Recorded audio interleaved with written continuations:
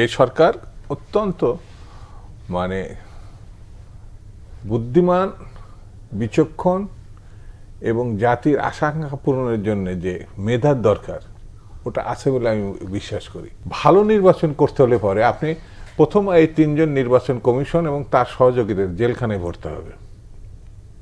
এরা নির্বাচনের নামে যে ভণ্ডামি করছে এখনো কিন্তু তারা ঘরের মধ্যে আছে বা তার অফিসে আছে। সারা শব্দ নেই। হ্যাঁ, তারা কেন ওখানে থাকবে? প্রথম কথা হচ্ছে প্রথম দিনই তাদের মামলা হওয়া উচিত ছিল।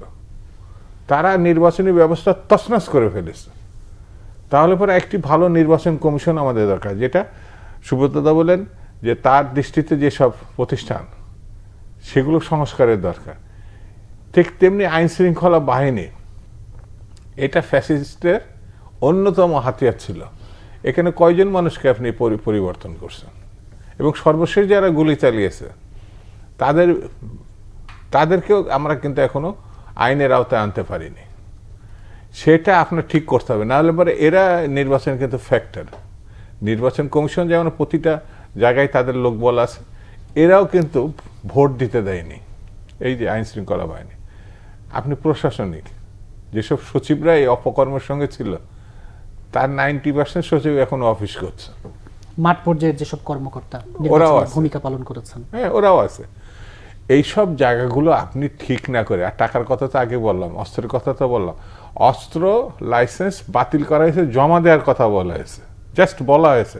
কয়টা অস্ত্র জমা হয়েছে এই বোধহয় 12 ঘন্টা হয় নাই। সরকারের বয়সী বোধহয় 18 দিন। এই জিনিসগুলো কিন্তু আপনার দরকার। ক্লোজ না করলে পরে এই হিংস্র শক্তি আপনি মানে ভালো নির্বাচনের জন্য এইগুলো তৈরি করতে হবে সমস্যা। আর 2 নম্বর যেটা খুবই গুরুত্বপূর্ণ, এটা আমরা বলছি রাজনৈতিক সরকার না, কিন্তু লক্ষ্যটা তাদের রাজনৈতিক।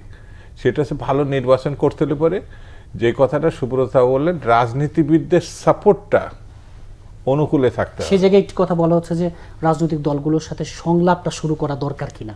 হ্যাঁ, কথা অবশ্যই তারা তাদের মতো করে ইতিমধ্যে বোধহয় কিছু কথা বলছো, কিছু আলোচনা, এটা আরো ব্যাপক এবং বিস্তৃতভাবে। আমি বলি আমাদের অনেক প্রবীণ রাজনীতিবিদ আছেন যারা রাজনীতি দলের সঙ্গে আছেন, কিন্তু এখন সরাসরি মানে তারা কাজ করে না। এমন অনেক ব্যক্তি আছে যাদের অভিজ্ঞতা এই সরকার নিতে পারে, রাজনীতি দলগুলোর সঙ্গে প্রতিনিয়ত মত বিনিময় করতে পারে, যেন কোনো অবস্থাতে দূরত্ব তৈরি না হয়। কারণ এদের কোনো রাজনৈতিক দল নাই, সাপোর্টটা হচ্ছে রাজনৈতিক দলগুলোকে দিতে হবে। এখন সেই জায়গাটা যদি কোনোভাবে ফারাক হয় তাহলে ওই ফ্যাসিবাদী শক্তিরা কিন্তু বসেই আছে। এই ফাঁকটা যেন একটু বড় হয়, তাহলে দেশের বড় ক্ষতি হয়ে যাবে।